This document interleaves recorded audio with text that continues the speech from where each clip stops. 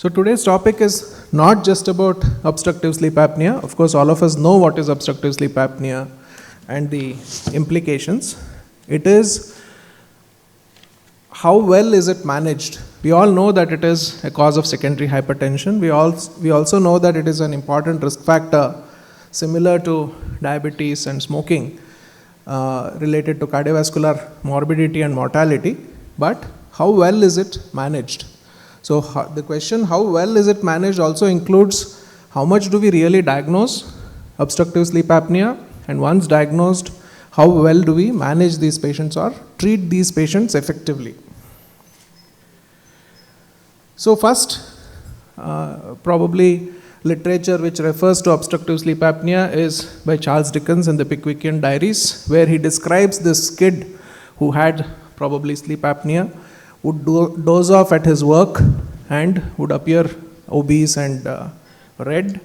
So this is probably the first reference in literature to this obstructive sleep apnea.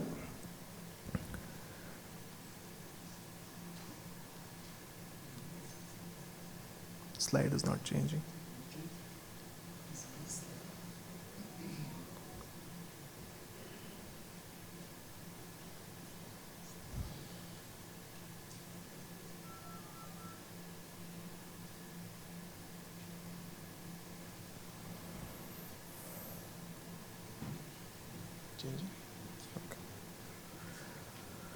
So obstructive sleep apnea is a common, or I would say the commonest breathing associated sleep disorder.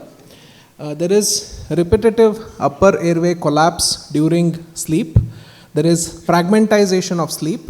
There is also arousal due to fragmentation, and there is oxygen desaturation. It is not just about snoring. Snoring, of course, alerts one to the presence of the condition, but all these underlying important components are present in obstructive sleep apnea. Of course, it leads to increased morbidity and mortality, increased risk of uncontrollable hypertension, heart failure, increased risk of ventricular and atrial arrhythmias, atrial fibrillation, stroke. It also increases insulin resistance and propensity to develop diabetes. So it is an important risk factor which is grossly under-recognized and under-treated. Coming to the prevalence in US, for example, in middle-aged adults, the estimated prevalence is 10% for mild OSA and 3.8% and 6.5% for moderate to severe OSA. Approximately 39 million US adults have obstructive sleep apnea, and 936 million adults around the world are estimated to have mild to severe OSA. Snoring is a common symptom and present in up to 94% of patients. Untreated sleep apnea can obviously result in cardiac and renal and complications related to stroke. Most important line in this slide is that 80 to 90% of patients with obstructive sleep apnea remain undiagnosed. Most people think that falling asleep easily or whenever and wherever is probably good. It is not.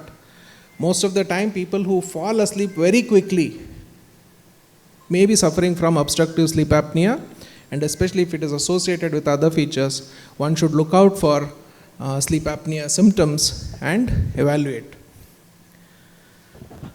And treatment, why is it important? Because it is an important risk factor, and reducing sleep apnea, treating it effectively, improving the sleep quality and oxygen levels reduces cardiovascular mortality and morbidity. Coming to Indian data, there are 8 studies which have been collated and meta-analysis made in 11,000 patients. And this study found that in the 35 to 47 year age group, the OSA prevalence was 11% overall, 13% in males and 5% in females. And I would say this is probably still underrepresented, and there must be many more if you take specific groups of patients like hypertensives, patients who have had myocardial infarctions, those who are suffering from heart failure, atrial fibrillation, previous stroke. If you take these populations, the incidence will be obviously much higher. There is a huge geographical heterogeneity because of different kinds of body habitus, height and weight among populations, and no real data is available on the effective treatment in how many percentage of these OSA we have given and what is the outcome of these treatment modalities. Diagnosis is of course made on polysomnography. Different levels of sleep testing are available. Not many hospitals have a sleep lab. Few hospitals do have them.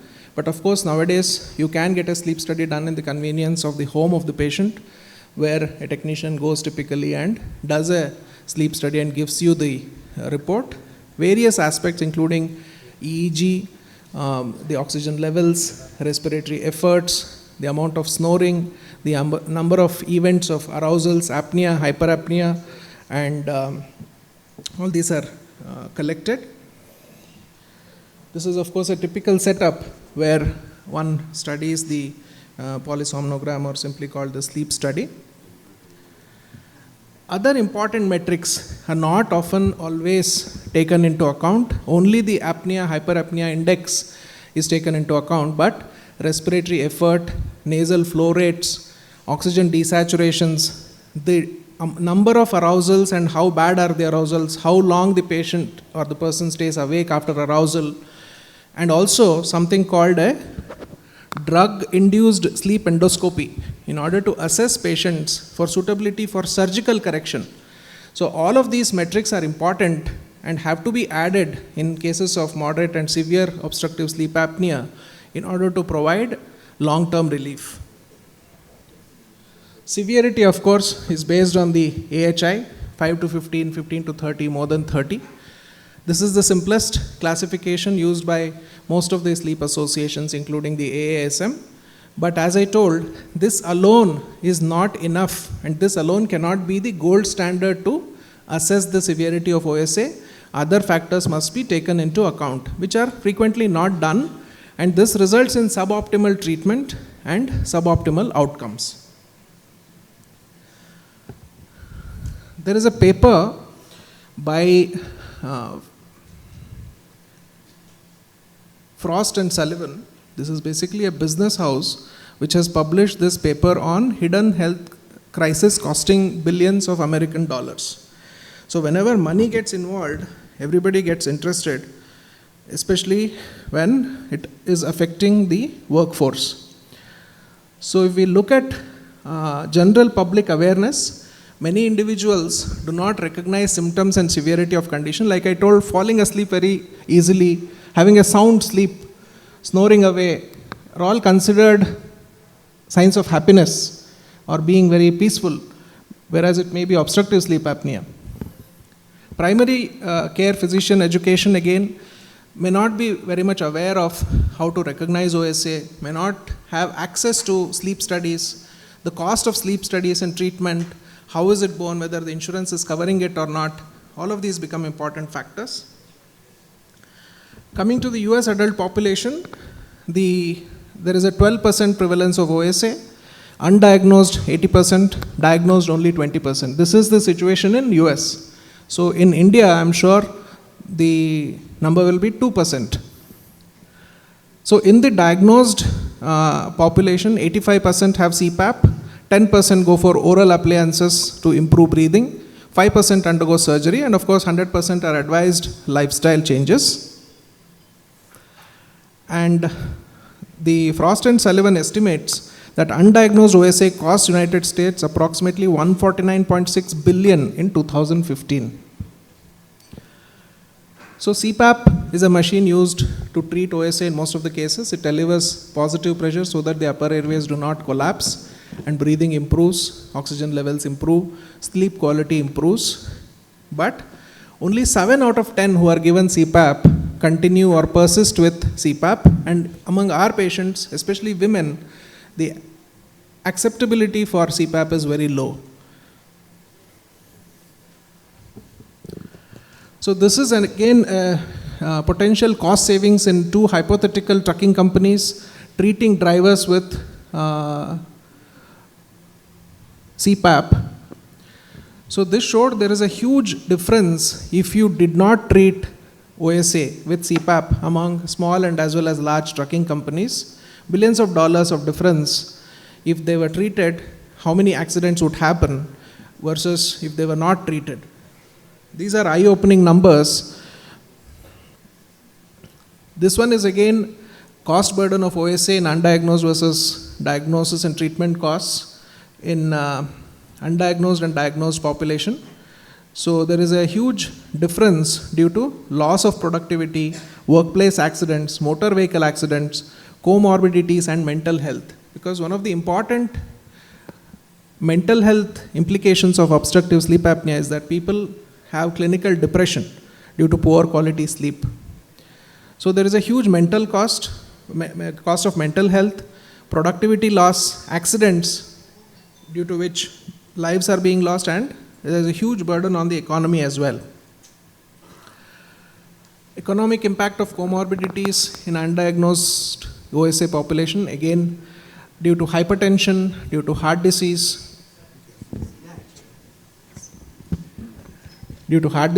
diabetes, asthma and other breathing disorders, insomnia, mental health disorders, there is a huge cost burden again. Coming to treatment modalities, it has to be a multidisciplinary team, not just the pulmonologist or the sleep therapist, but it should also include dental surgeons, maxillofacial surgeons and ENT in order to provide lasting relief. CPAP is one modality of treatment, and people who do not accept CPAP, or if there are reversible surgical pathologies of the palate and uvula or tonsillar enlargement, surgery can be performed in some of these patients with relief from sleep apnea and no need for CPAP. Or in patients who have already undergone CPAP and not finding effective relief, other options have to be explored. This is again an important study which Dr. Nagaraj Desai shared with me kindly. This is tirzepatide, basically one of the newer anti-obesity drugs, which has been tried in obstructive sleep apnea. Of course, any of the anti-obesity drugs which reduce weight significantly should be able to reduce sleep apnea by sheer reduction in the weight and body mass index. But all the drugs have not been studied in clinical trials for obstructive sleep apnea endpoints, but this drug has been studied and it shows a significant reduction in the AHI in obese patients treated with the drug.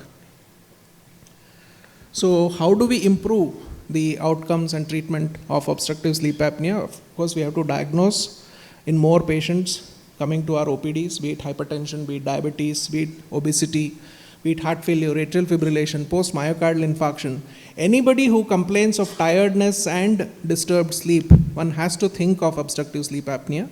Treatment has to be instituted. You have to follow them up for effectiveness and persist with other treatment modalities if outcomes of initial treatment are not adequate.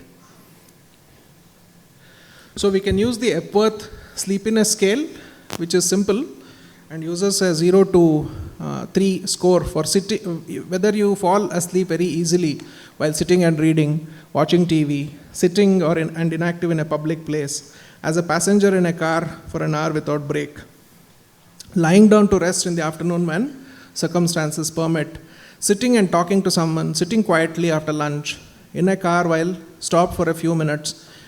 If you ask these questions, if the score is more than 10, it means there is a definite obstructive sleep apnea. One can also use the stop bang questionnaire, whether you snore loudly meaning louder than talking or loud enough to be heard through closed doors. So most of the time, if you ask the partner, they'll be able to answer more effectively because the person who is snoring may not be aware of it. Whether they feel tired, has anyone observed you stop breathing during sleep? Do you have or being treated for high blood pressure? That is the stop part. Bang part being BMI more than 35, age over 50, neck circumference more than 16, and gender being male. So high risk of OSA is answer yes for 5 to 8, intermediate risk 3 to 4, low risk 0 to 2. So these two are easy questionnaires which can be used in any outpatient department, and based on these they can be sent for sleep study and further evaluation. Simple algorithm. Look for clinical features, use the Epworth score. If it is less than 10, go for a sleep study. If AHI is less than 30 or more than 30, depending on that, you advise treatment. If it is less than 30, you can go for alternative OSA therapy like oral appliances or upper airway surgery. If it is more than 30, try CPAP. If it is unsuccessful, go for surgical therapies.